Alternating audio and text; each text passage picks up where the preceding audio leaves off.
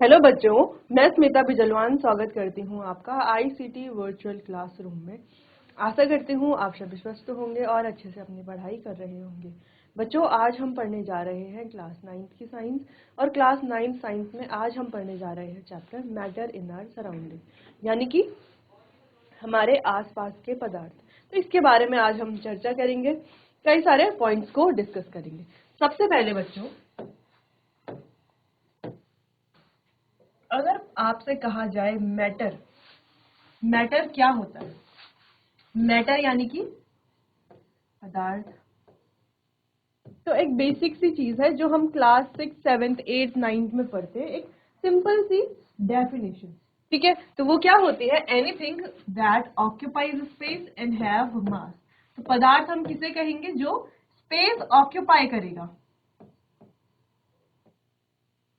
Occupies space and have मास। तो जो जगह घेरेगा और जिसका कुछ ना कुछ मास यानी कि द्रव्यमान होगा, उसे मैटर कहा जाएगा।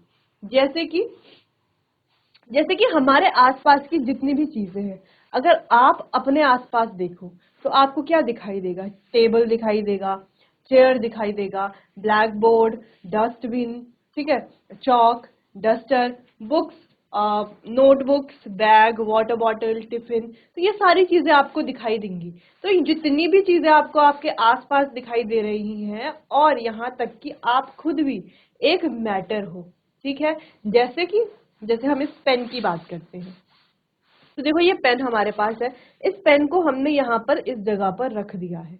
तो इस पेन ने क्या किया है? इतनी जगह को घेरा है और इसका कुछ ना कुछ द्रव्यमान भी है। वैसे ही आपके आसपास भी जितनी भी चीजें हैं, जो भी आपके आसपास रखा हुआ है, या आप खुद भी, तो आपका खुद का भी कुछ ना कुछ वजन है, वेट है, मास है। उसके अलावा आपने भी कुछ ना कुछ जगह घेरी हुई है। जैसे मैं अभी यहाँ पर खड़ी हूँ तो मैंने इतनी जगह घेरी हुई है। ठीक है, मेरा कुछ ना कुछ वेट भी है, यानी कि मास भी है। ठीक, तो मुझे भी क्या कहा जाएगा? मैटर कहा जाएगा, जैसे आपको भी मैटर कहा जाएगा। ठीक, तो सभी क्या है? मैटर है, जो जगह घेरते हैं और जिनका द्रव्यमान होता है। लेकिन एक और चीज आती है, जैसे अगर अभी मैंने कहा कि अगर आप अपने आसपास देखोगे तो जितनी भी चीजें आपको दिखेंगी जिनका वेट है और जिन्होंने जगह घेरी है, वो सभी मास है। लेकिन एक और चीज आती है जिसे कि हम एयर कहते हैं, वायु। तो क्या वायु को आप देख सकते हो? वायु को आप देख तो नहीं सकते, है ना? लेकिन हम कह रहे हैं कि जो ये वायु है, ये भी एक मैटर है। तो ये हम जानते हैं, क्लास 6 में, 7th में, 8th में हम ये पढ़ते हैं कि एयर भी क्या है? एक मैटर है। क्यों? क्योंकि ये जो वायु है हमारे आसपास अभी है, ये क्या करती है? जगह भी घेरती है और इसका कुछ ना कुछ वजन भी होता है। ठीक, चलिए, तो जगह घेरती है, इसको थोड़ा समझ लेते हैं। वायु कैसे जगह घेरती है? मान लीजिए हमने एक वाटर का एक बकेट ली, एक बाल्टी ली जिसमें पानी भरा हुआ है फुल। अब इसमें रख दी हमने एक उल्टी करके एक बॉटल। ठीक है, एक बॉटल को उल्टे में हमने डाला और इसको भरने की कोशिश की। ठीक, इसके ऊपर हमने डाला, प्रेशर से इसको नीचे की तरफ हम धकेल रहे हैं। यहाँ से प्रेशर लगाया जा रहा है और इसको नीचे की तरफ धकेल रहे हैं ताकि इसके अंदर पानी फिल हो जाए। तो क्या इसके अंदर पानी फिल हो जाएगा? देखो, हम इसे कितना भी नीचे धकेले, कितने भी प्रेशर से धकेले, इसमें पानी फिल नहीं होगा। क्यों फिल नहीं होगा? क्योंकि देखो बॉटल तो खाली है, तो पानी फिल क्यों नहीं हो रहा? देखो क्यों फिल नहीं होगा? क्योंकि इसके अंदर भरी हुई है एयर। जब तक वो एयर बाहर नहीं आएगी, पानी अंदर नहीं जाएगा। क्लियर है? तो एयर बाहर कैसे आएगी? जब हम इस बॉटल को थोड़ा टिल्ट कर देंगे, यानी कि थोड़ा टेढ़ा जब हम इसको कर देंगे। अभी तो बॉटल ऐसी है, जब हम इसको थोड़ा टेढ़ा कर देंगे तो क्या हो जाएगा? तो इसके अंदर की जो एयर है वो बाहर आ जाएगी और पानी धीरे धीरे भरना शुरू होगा। तो जब आप देखते हो, जब इस तरीके से आप बॉटल को या किसी खाली ग्लास को या किसी भी कंटेनर को डालते हो पानी में, तो वो नहीं भरता, क्योंकि उसके अंदर भरी हुई होती है एयर। तो जब आप उसको टिल्ट करते हो या थोड़ा टेढ़ा करते हो, तब धीरे धीरे पानी भरना शुरू होता है, क्योंकि तब उसके अंदर की एयर बाहर आती है। तो आप वहां पर बबल्स देखते हो, यानी कि बुलबुले आपको वहां पर दिखाई देते हैं। बुलबुले क्या शो कर रहे हैं? कि बॉटल के अंदर की जो एयर है वो बाहर आ रही है, अब उसके अंदर पानी फिल हो रहा है। यहाँ से हमें पता चल चुका है कि एयर जो है वो जगह घेरती है, जैसे उसने इस बॉटल का जो एम्प्टी एरिया है वो घेर दिया था। तो अगर माना बाद मैंने आपसे पूछा कि हमारे पास एक ग्लास है और इस ग्लास में कुछ भी नहीं भरा गया, तो क्या ये ग्लास पूरा खाली है? आप तो कहोगे कि ये खाली है, लेकिन जिसने साइंस पढ़ी है, जिसने एयर के बारे में पढ़ा है, जिसने मैटर के बारे में पढ़ा है, वो कहेगा कि ये ग्लास जो है वो कंप्लीटली एम्प्टी यानी कि खाली नहीं है। इसके अंदर क्या है? इसके अंदर एयर है। इसके अंदर एयर ने स्पेस को ऑक्यूपाई किया हुआ है।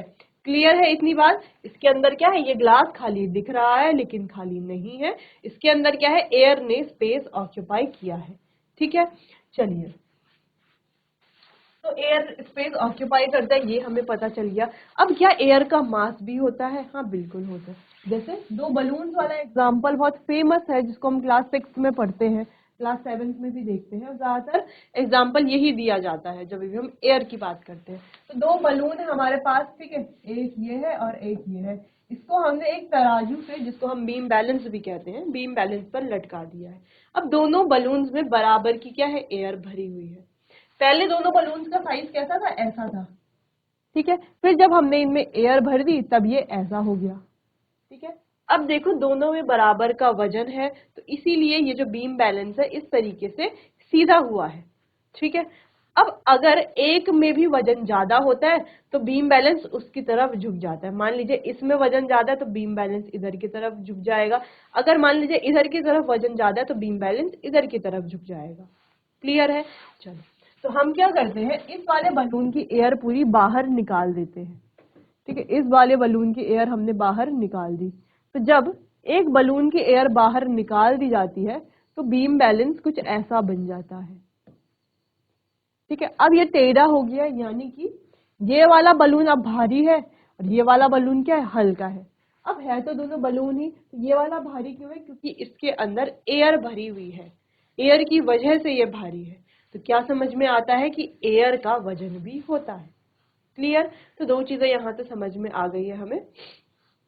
दो चीजें नहीं, कई चीजें हमें यहाँ से समझ में आ गई है।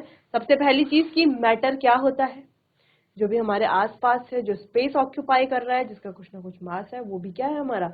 वो सारा ही मैटर है, चाहे हम खुद क्यों ना हो। उसके अलावा एयर की हमने बात की, एयर भी क्या है? मैटर है, जिसको हमने, जिसकी दोनों प्रॉपर्टीज को हमने डिस्कस कर लिया है। क्लियर इतना? चलिए, तो अब चैप्टर को स्टार्ट करते हैं। Matter and it's state. अब मैटर और उसकी अवस्था के बारे में बात करते हैं। तो सबसे पहले, matter is anything that has mass. Matter वो है जिसमें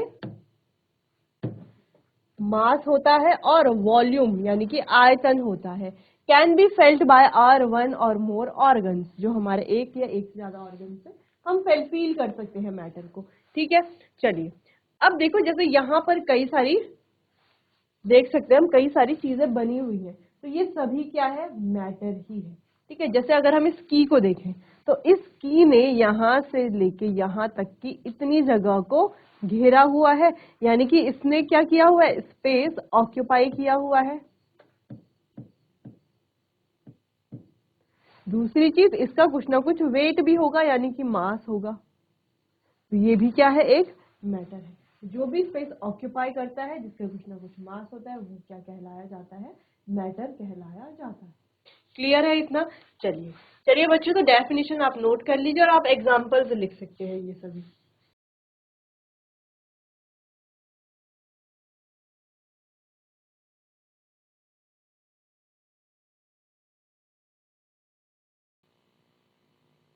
चलिए, clear?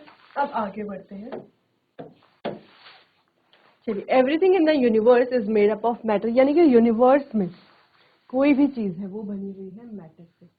Matter occupy space and have मास। तो मैटर स्पेस ऑक्यूपाई करता है और उसका मास भी होता है।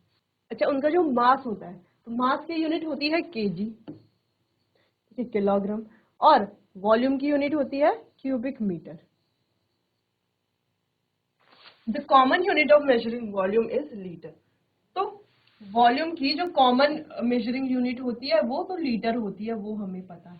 ठीक है, चलिए। Every Indian philosopher early Indian philosopher classified matter as, जो हमारे पहले के अर्ली इंडियन फिलोसफर्स थे, तो उन्होंने मैटर को क्लासिफाई किया था 5 बेसिक एलिमेंट्स पर। ठीक है, तो वो क्या थे, जिन्हें पंच तत्व भी कहा जाता था, air, water, earth, fire and sky. ठीक है, air, earth, fire, sky and water. ठीक है, तो ये थे हमारे 5 एलिमेंट्स जिन्हें पंच तत्व भी कहा गया। तो अर्ली फिलोसफर्स जो थे, उन्होंने मैटर को जो है 5 बेसिक एलिमेंट्स में क्लासिफाई किया। Ancient Greek philosopher had a similar classification, और जो ग्रीक फिलोसोफर्स भी थे उनका भी कुछ ऐसा ही क्लासिफिकेशन था। In modern science there are 2 type of classification. तो बच्चों, मॉडर्न साइंस में 2 तरह के क्लासिफिकेशन हमारे पास है मैटर के, एक तो फिजिकल प्रॉपर्टीज के बेसिस पर, और एक है केमिकल प्रॉपर्टीज के, केमिकल नेचर पर, सॉरी। एक तो फिजिकल प्रॉपर्टीज और दूसरा है केमिकल नेचर के अकॉर्डिंग। क्लियर है इतना? चलो, इतना आप नोट कीजिए।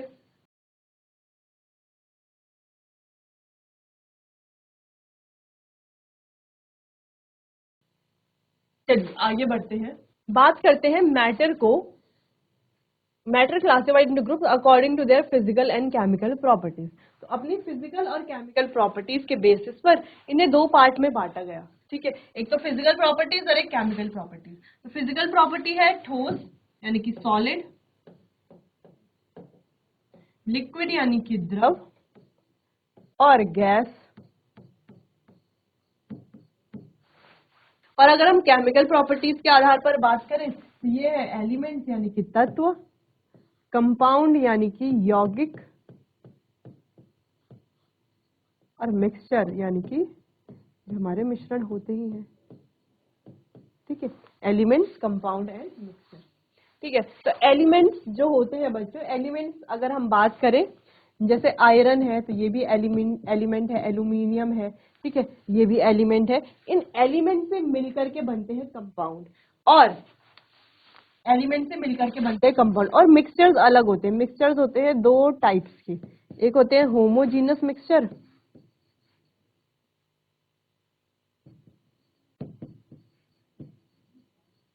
और एक होते हैं हेट्रोजीनियस मिक्सचर। अब होमोजीनस क्या होते हैं और हेट्रोजीनस क्या होते हैं, ये तो आपको पता चलेगा बाद में। ठीक है, बाद में हम इसको डिस्कस करेंगे कि होमोजीनस मिक्सचर क्या है। नेक्स्ट चैप्टर में हम इसको डिस्कस करेंगे। इस चैप्टर में सिर्फ हमें ठोस, द्रव और गैस यानी कि सिर्फ फिजिकल प्रॉपर्टीज के बारे में बात करनी है। जैसे हम मैटर की बात करें, जैसे हमने कहा एग्जांपल में, जैसे एयर, हमने कहा कि एयर भी एक मैटर है।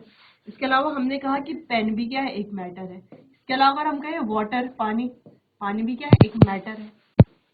ठीक है, तो अगर हम इसके सिर्फ फिजिकल स्टेट को देखें, सिर्फ फिजिकल प्रॉपर्टीज को देखें, तो हमें क्या दिख रहा है, एयर कैसा है, गैसियस है। ठीक है, पेन कैसा है, सॉलिड है, और वाटर कैसा है, लिक्विड है। ठीक है, तो यही फिजिकल प्रॉपर्टीज क्या क्या है, जो फिजिकल प्रॉपर्टी सॉरी ये जो फिजिकल स्टेट है वो क्या क्या है, और इनकी प्रॉपर्टीज क्या क्या है, इंपॉर्टेंट पॉइंट्स कौन कौन से हैं, ये हमें यहाँ पर डिस्कस करना है। और केमिकल प्रॉपर्टीज जो है, जहाँ पर एलिमेंट, कंपाउंड और मिक्सचर्स हैं, मिक्सचर के टाइप्स हैं, इनके क्या एग्जांपल्स होते हैं, ये हम खैर नेक्स्ट चैप्टर में डिस्कस करेंगे। चलिए, तो पहले आप एक क्लासिफिकेशन लिखिए, फिर आगे एक एक करके इनको डिस्कस करते हैं।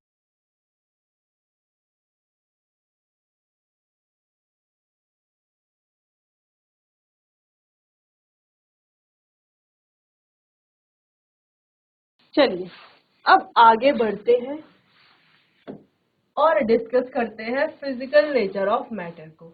Matter is made up of particles which differ in shape, size and nature from other type of matter. यानी कि मैटर जिन पार्टिकल से बने हुए होते हैं, वो पार्टिकल शेप में, साइज में और नेचर यानी कि प्रकृति में अलग अलग होते हैं एक दूसरे से। जैसे कि अभी हमने बात की थी वाटर की, तो वाटर के जो पार्टिकल्स हैं वो गैस के पार्टिकल्स हैं, और गैस के जो पार्टिकल्स हैं वो किसी सॉलिड, यानी कि अगर हम पेन की बात करते हैं, मान लीजिए पेन की बात करते हैं सॉलिड में, तो पेन के पार्टिकल्स से वाटर के पार्टिकल्स और वाटर के पार्टिकल्स से एयर के पार्टिकल्स काफी डिफरेंट होंगे।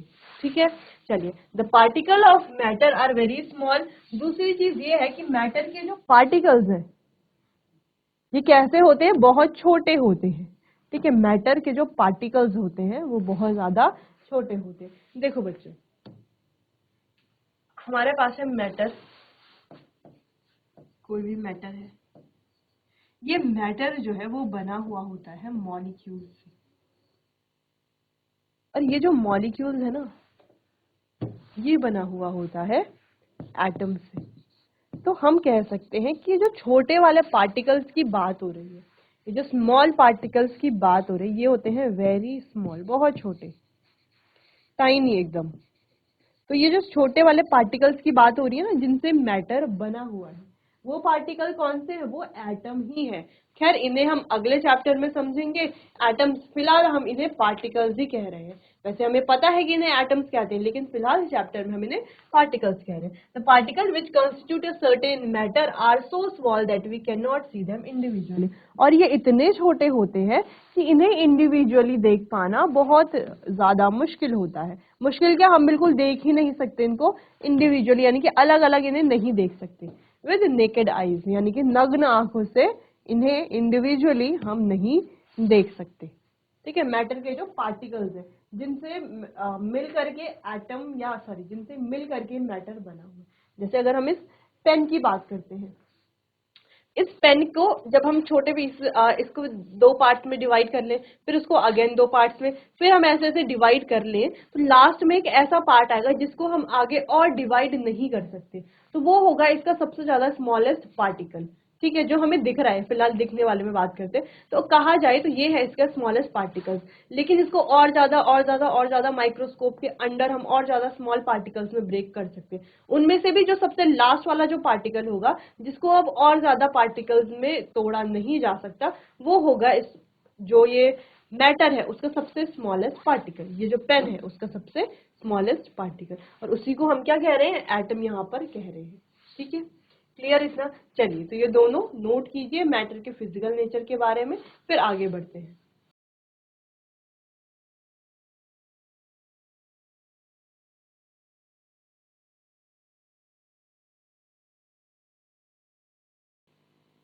चलिए आगे बढ़ते हैं बच्चों। नेक्स्ट ये जो पार्टिकल्स है, अब इनकी कैरेक्टरिस्टिक्स के बारे में बात करते हैं। कौन से पार्टिकल्स जिनसे मिल करके हमारे एटम सॉरी जिनसे मिल करके हमारा जो मैटर है वो बना हुआ है। अब ये जो पार्टिकल्स हैं, यही पार्टिकल्स अलग अलग मैटर को बनाते हैं।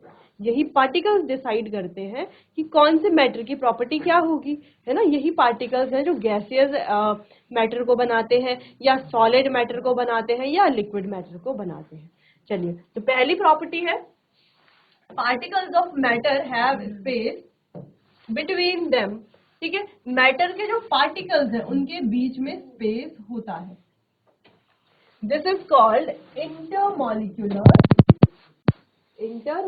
स्पेस, इसे इंटरमॉलिक्यूलर स्पेस कहा जाता है। तो मैटर के जो पार्टिकल्स हैं इनके बीच में होता है स्पेस। ठीक है, अब यहाँ पर आपको समझना है कि जैसे कि आप देख पा रहे हो, ठीक है, ये तीन अलग अलग मैटर है, ये सॉलिड है, ये लिक्विड है, ये गैस है। तो अगर आप यहाँ पर देखो तो जो सॉलिड के पार्टिकल्स आपको दिखाई दे रहे हैं, सॉलिड के पार्टिकल्स आपको दिखाई दे रहे हैं, इनके पार्टिकल के बीच में जो इंटरमॉलिक्यूलर स्पेस है वो बहुत ज्यादा कम है।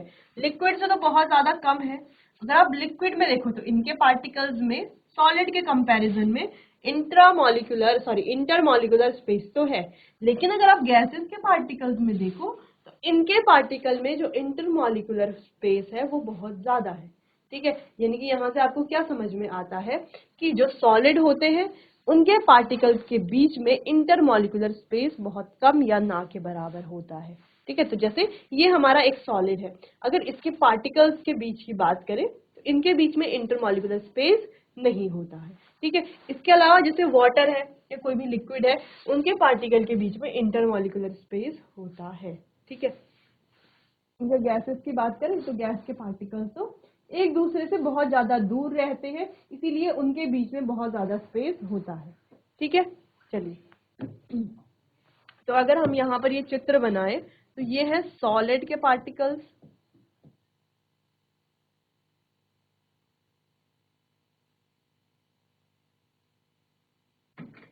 ये है लिक्विड के पार्टिकल्स और ये है गैस के पार्टिकल्स। ठीक है, ये सॉलिड के हैं, ये लिक्विड के हैं और ये गैस के पार्टिकल्स हैं। ये पार्टिकल्स से हमें यहाँ पर पता चलता है कि किस मैटर के बीच के जो पार्टिकल्स है उनके बीच में स्पेस होता है या नहीं होता है। ठीक है, क्लियर है इतना? चलिए इतना नोट कर लीजिए।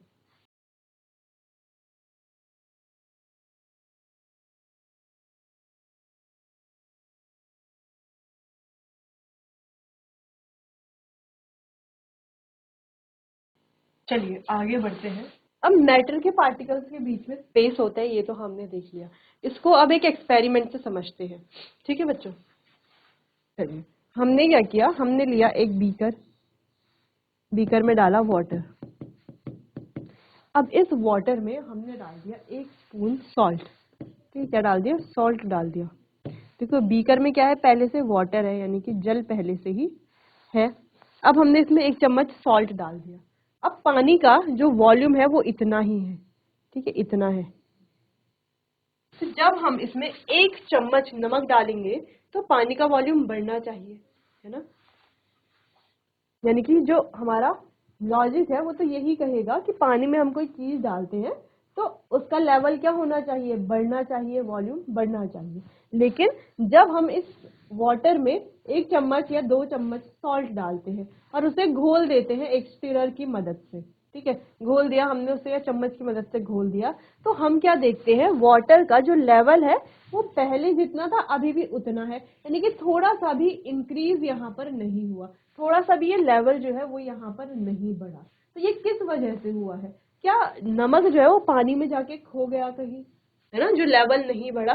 देखो ये सब होता है पार्टिकल्स के बीच में स्पेस होने की वजह से। अब ये जो वाटर के जो पार्टिकल्स हैं उनके बीच में काफी ज्यादा स्पेस होता है। ठीक है, इस तरीके से पार्टिकल्स है वाटर के, तो इनके बीच में काफी स्पेस होता है। तो जब हम इसमें नमक डालते हैं तो ये जो स्पेस है, ये स्पेस को जो है नमक भर देता है। इन स्पेस को नमक क्या कर लेता है? कवर कर लेता है या पूरा भर देता है, जिस वजह से पानी उतना ही रहता है, पानी का जो लेवल है वो नहीं बढ़ता। क्लियर? चलिए, तो वही particles of matter have space between them, जिसे हम इंटरमॉलिक्यूलर स्पेस कहते हैं। तो हमें क्या करना है, जो हमने एक्सपेरिमेंट किया वो तो करना ही है। तो हम क्या देखेंगे, the level of water remain same, यानी कि वाटर का जो लेवल है वो सेम ही है। शुगर या सॉल्ट जो भी हमने लिया, particles gets into the space between water molecules, therefore the level of water remains same। तो ये जो शुगर डाला हमने या सॉल्ट डाला, तो हमने क्या देखा कि इसके बीच में जो स्पेस थी, ठीक है, क्या है, जो स्पेस है इनके बीच में, इस स्पेस में चला जाता है ये सॉल्ट वगैरह, इसके स्पेस को भर देता है।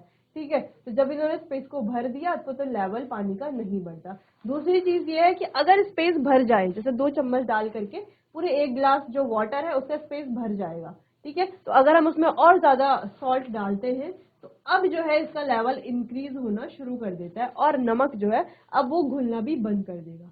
ठीक है, तो इसे सैचुरेशन पॉइंट भी कहते हैं कि एक पॉइंट पर नमक घुलना बंद कर देगा पानी में और क्या होने लगेगा, नमक एज इट इज दिखेगा। वो किस वजह से है कि पार्टिकल्स के बीच के जो स्पेस है वो तो खत्म हो चुका है कि ऑलरेडी, क्योंकि स्पेस जो है वो नमक ने घेर लिया है, इस वजह से भी। ठीक है, चलिए इतना आप नोट कर लीजिए, फिर आगे बढ़ते हैं बच्चों।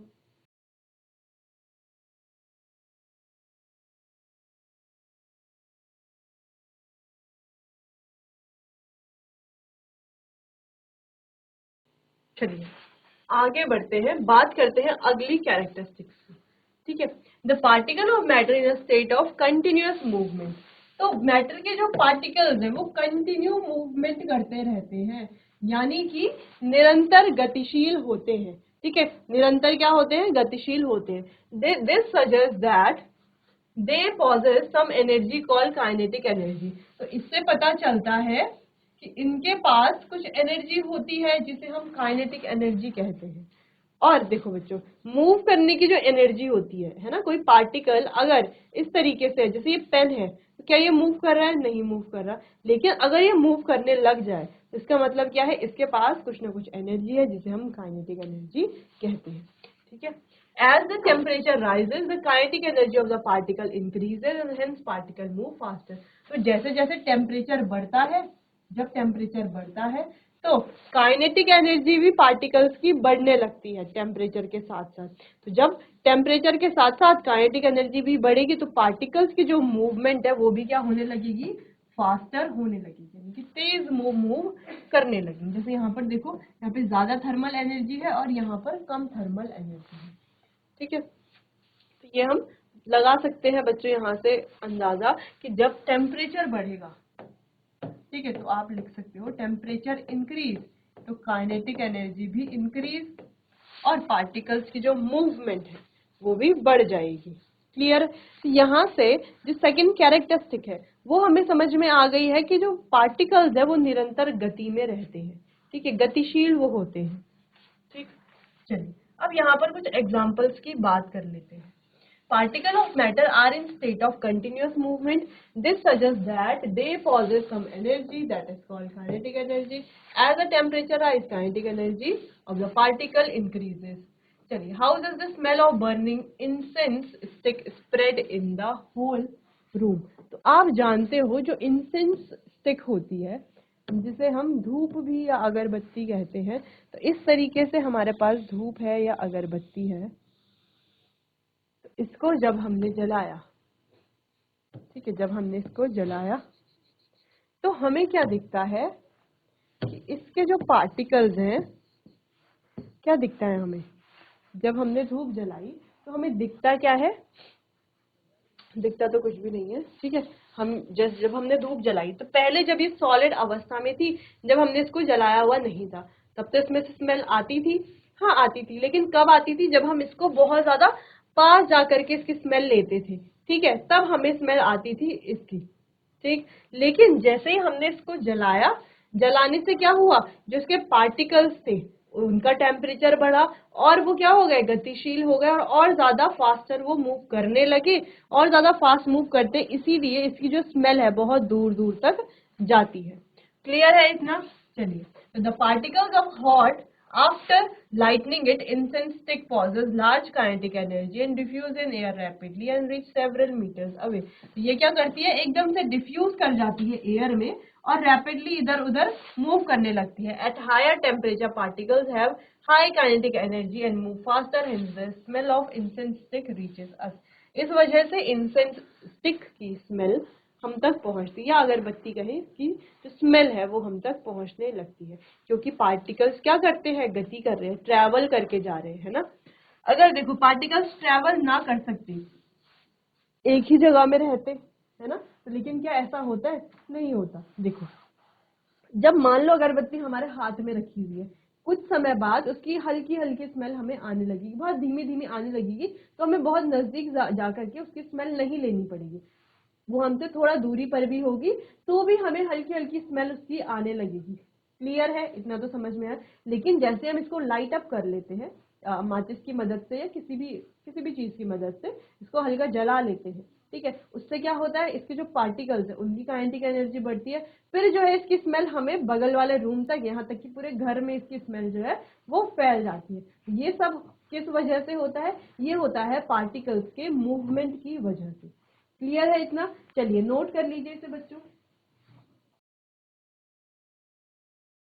चलिए बच्चों, तो आज के लिए बस इतना ही, बाकी चैप्टर को कंटिन्यू करेंगे हम अपने आने वाले अगले सेशन में। तब तक के लिए आपका बहुत बहुत धन्यवाद।